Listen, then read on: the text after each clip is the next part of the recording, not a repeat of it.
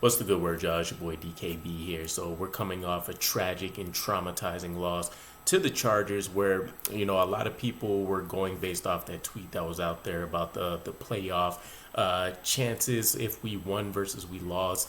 Yeah, I have to fall into the default logic of thinking that every game's a playoff game, especially with this version of the New York Jets. But realistically, we're not in a terrible position. We're dead even at 500 right now. 4 wins, 4 losses. We have a very winnable game. It's kind of getting scarier by the day though, with Antonio Pierce leading the way for them and reinvigorated spirits. But very winnable game versus the Raiders to get us right back on track and in the winning column and over 500, especially after a very, very tough loss like this. And facing rookie quarterbacks, all that good stuff. Now, with that said, going back to this Chargers versus Jets conversation, it's been interesting seeing a lot of the reactions. Plenty of people have shifted blame to Zach Wilson, his inability to put up any kind of points for this New York Jets team. I mean, right now, the MVP of the offense has literally been Greg Zuerlein, and he's a special teams player. Outside of that, you have to point to Breece Hall, and he's been making more magic work by himself as opposed to being able to just be a additional force on this offensive unit. So it's been disappointing all across, right? Especially when you looked at this Chargers game, you had blatant, just terrible play everywhere, uncharacteristic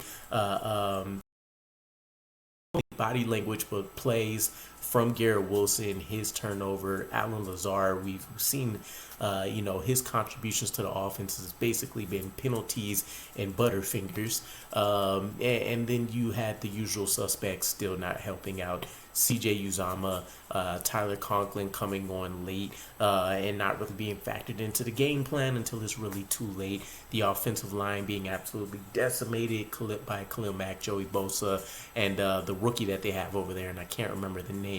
But nonetheless, focusing on the Zach Wilson conversation, we had two legends speaking on the same game in Zach Wilson, and there was two different schools of thoughts, which I think isn't shared among the Jets fan base, but it does need to be talked about, because for once in the 3-year span we've seen Zach Wilson in, this isn't a game that we've lost fully due to him. Now, he's played a terrible performance or put a terrible performance on display out there, no doubt. But honestly, this loss was contributed by people across the board. Special teams, I'm excluding the defense because they basically, secured us the 4 wins that we have now.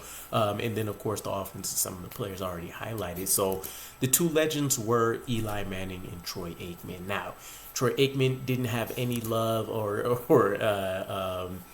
any hesitation in calling out Zach Wilson for what it was during this game, and we got to see it early on display, right? The quote from Aikman went, when you evaluate Zach Wilson and the things that he's got to be better, this is it. First throw of the game, this is a layup, and you got to hit these layups. He's got 2 guys to the boundary. He can pick any one of them, and it's an easy completion, and he airmails them. He just misses entirely.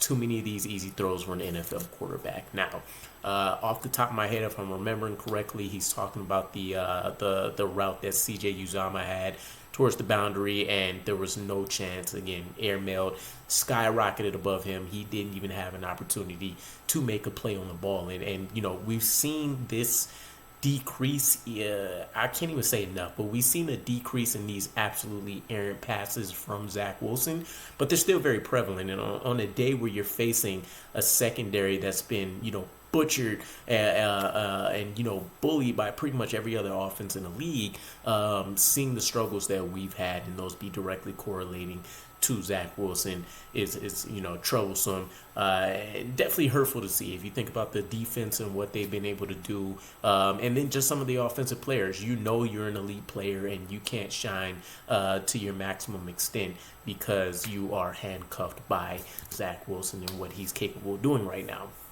Troy Aikman went on to say, you got to see what's out in front of these receivers. And there was a day back when I was playing, you make too many of those throws and you're not going to have the receiver for the rest of the game. This also tied into Zach Wilson and his accuracy and decision making, right?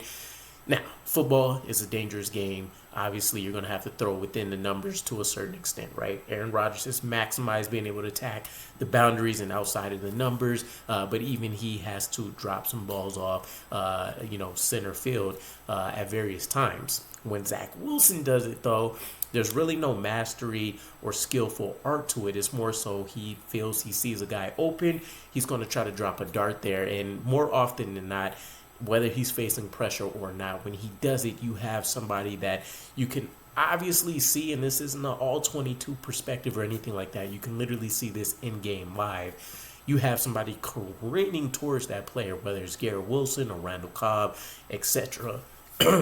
Zach Wilson doesn't know how to lead his receivers, and it puts them in harm's way when you talk about some of those big hits that we've seen some of the wide receivers take during this game, which also contributed to these terrible performances, right? You're already immediately behind the 8 ball due to the special teams touchdown. You know that you've been struggling as an offense, so you don't really walk into this game feeling confident that you can go out there and just quickly turn around and get some points on the board to help out the team. And so you're pressing. Not only that, though, you have to struggle 60 minutes to maybe come out with 6 points, and you're taking terrible and rough hits throughout this game. Legal hits, of course, but still, it's not something that gets you motivated and excited to go out there and maybe play outside of your body and do some exceptional things at a time where we absolutely need it. So you have that school of thought from Troy Aikman, right?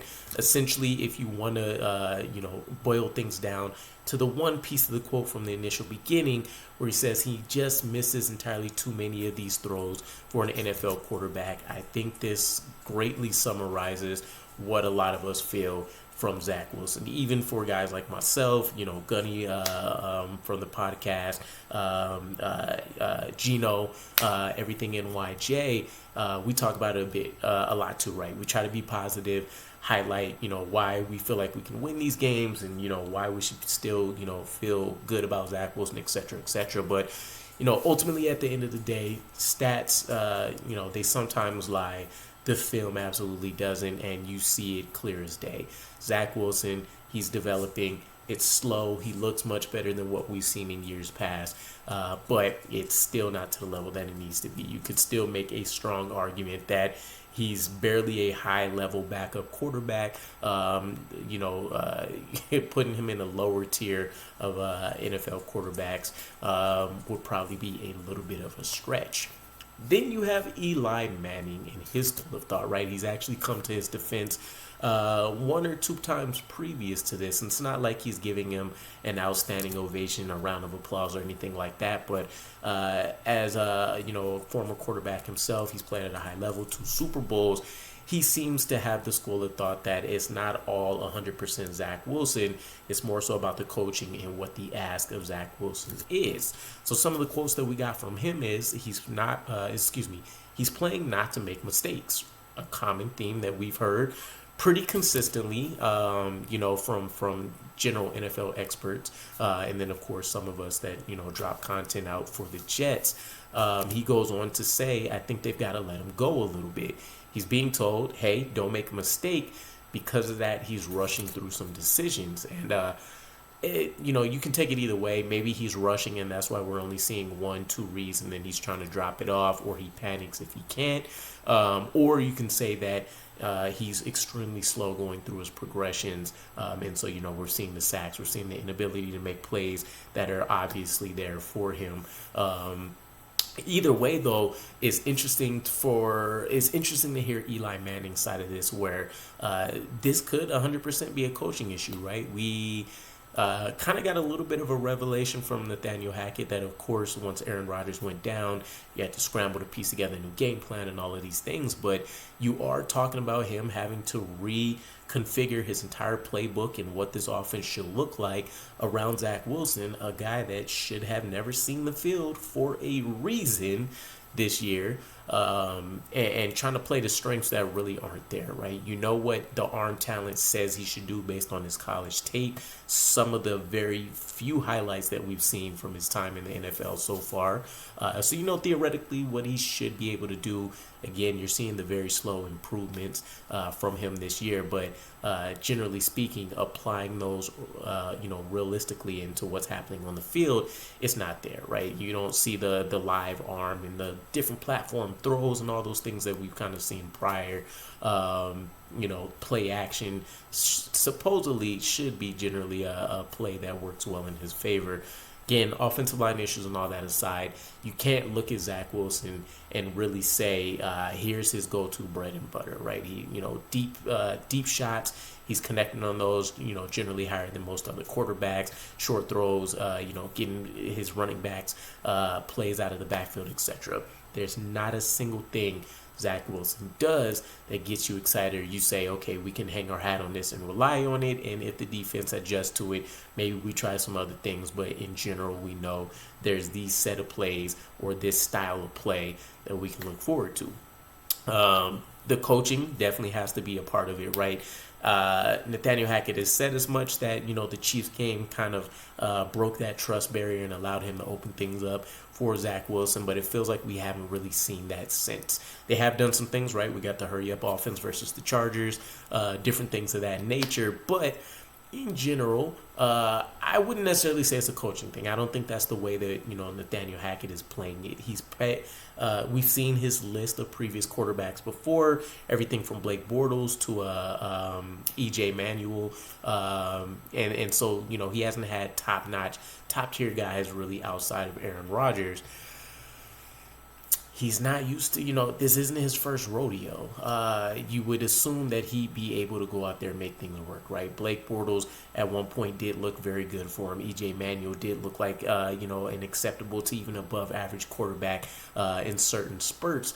We haven't gotten that from Zach Wilson. We've had one excellent game, which was the Chiefs, and we now have to look at that as an outlier and piece together everything that we've seen before and since then, and it hasn't been great. So, I don't know. Let me know what your guys' thoughts are in general. I still think that we can win games with Zach Wilson for everything that we spoke about here.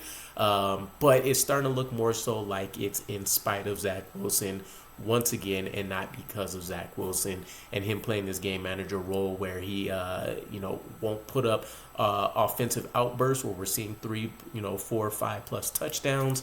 But you're not going to get those 3, 4, and 5 interception games either, and that's something we'll have to live with. We're really going to have to focus in on Breece Hall.